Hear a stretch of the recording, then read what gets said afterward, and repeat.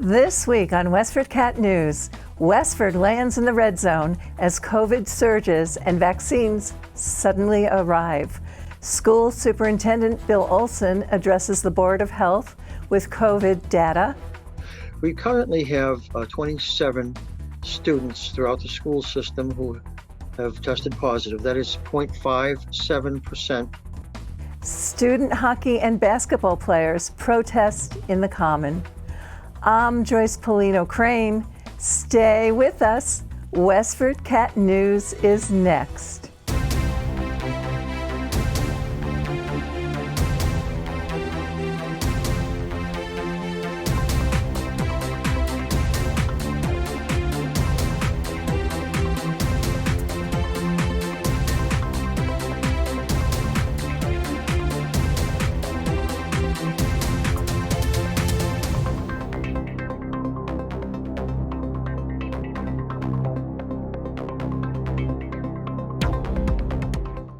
We have breaking news for you, Westford. A spokesperson for Lowell General Hospital has notified media outlets that the first delivery of Pfizer's COVID-19 arrived on Tuesday, December 15th, and vaccination clinics of frontline staff members were to begin on December 16th. The hospital received 1,950 dosages. In the first 2 days of clinic registration, more than 900 hospital staff members had already signed on to get their vaccinations. Each staff member will receive a second dose of the vaccine approximately 21 days later.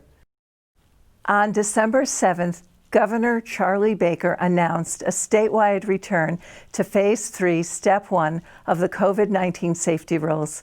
This is due to decreasing hospital capacity and increasing community transmission of the virus. According to mass.gov, 300,000 dosages of the vaccine will arrive by the end of the month.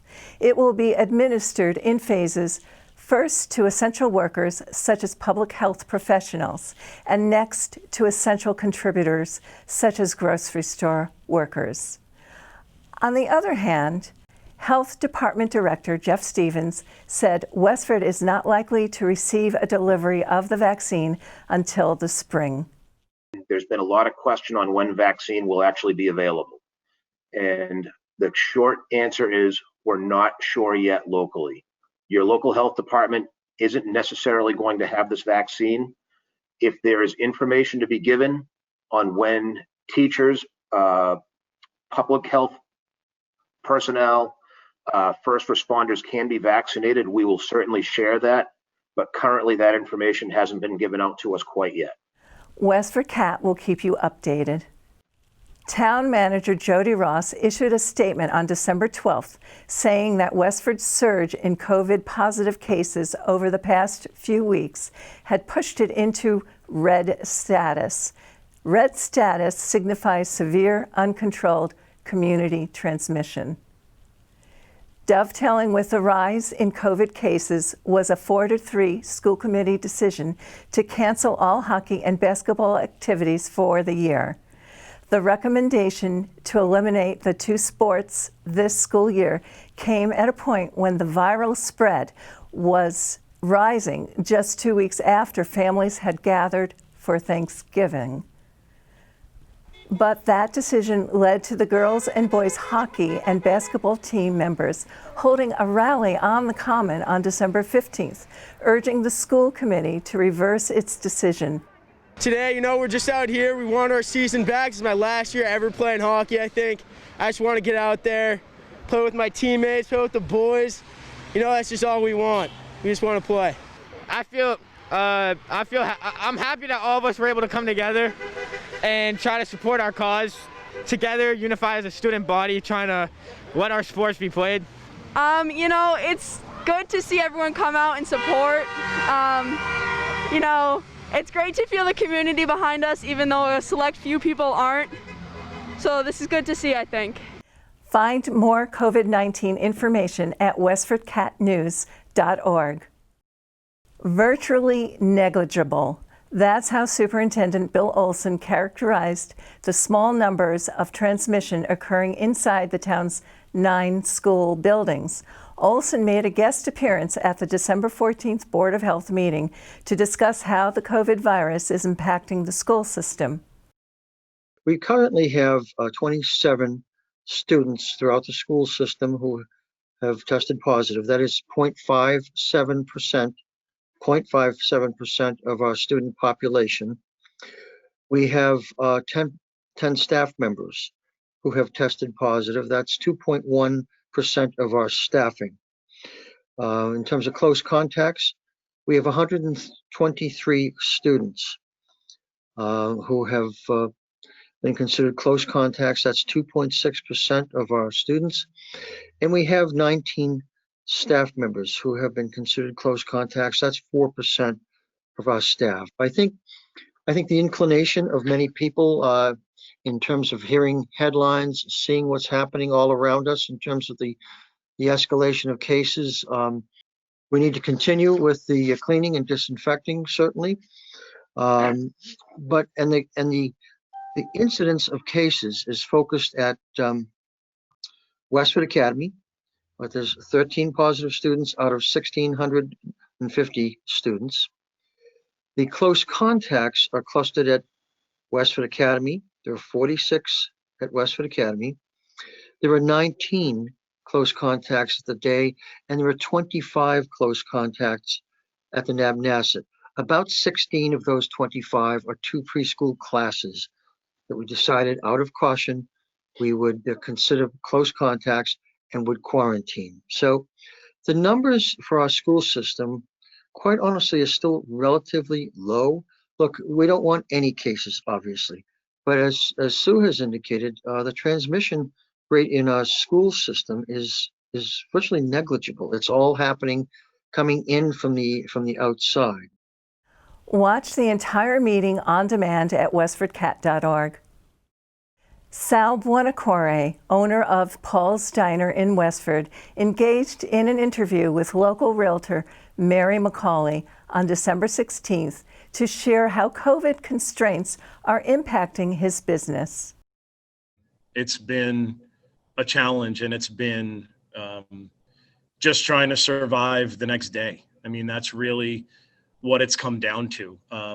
Where we used to be able to put out a schedule, for 3 months in advance. I'm doing schedules weekly now because I can't figure out the need for staffing.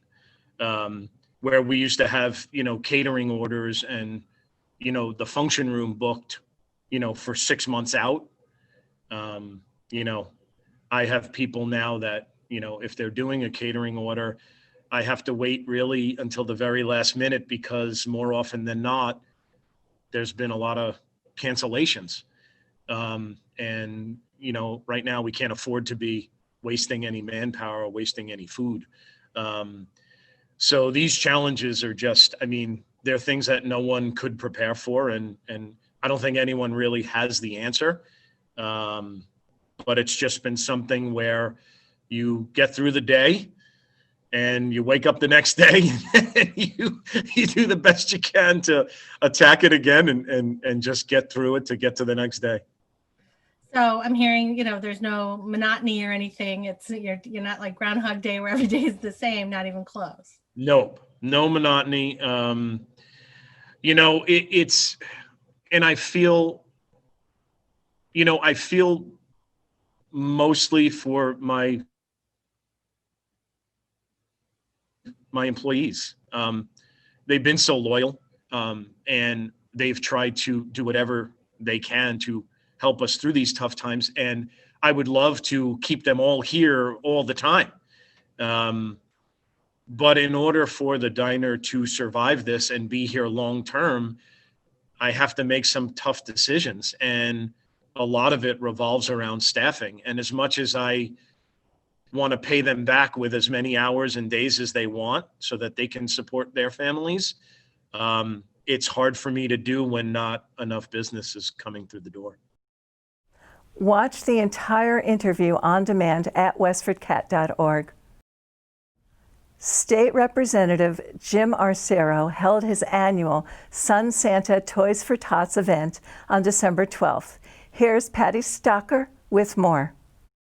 In its 11th year, Jim Arcero's annual Sun Santa Toys for Tots event was held a little differently. Instead of an indoor gala with gift baskets raffled off, silent auctions, and unwrapped toys dropped under the tree, Representative Arcero held a drive-through event on Saturday, December 12th at the Abbott School in Westford.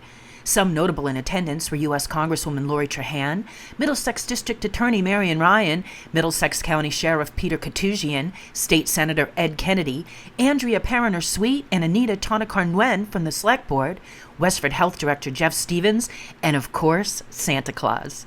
But it was the steady stream of cars that was most impressive, vehicles filled with smiling faces and unwrapped toys to be donated to the U.S. Marine Corps Honor Guard's Toys for Tots program. So many donations were made on that chilly gray morning that they not only filled Santa Claus's white pickup sleigh, but they surrounded it. Many came bearing checks for the Sun Santa program, as the event also benefited the Sun Santa Fund, which has assisted children and families in the greater Lowell area during the holiday season for the past 32 years. A second drive-thru event was held later in the day at the Littleton Police Station. All in all, another successful Sun Santa Toys for Tots for Representative Jim Arcero, one filled with much laughter and camaraderie, and all for a great cause.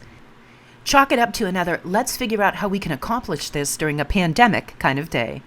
For WestfordCAT, I'm Patty Stocker. That's it for now, Westford. We leave you with a performance of the Community Christmas Chorus. We'll be taking a break over the holidays, resuming our news show in early January. So from all 5 of us to all 24,000 of you, may you always have faith, may you always have love, and may you always have hope.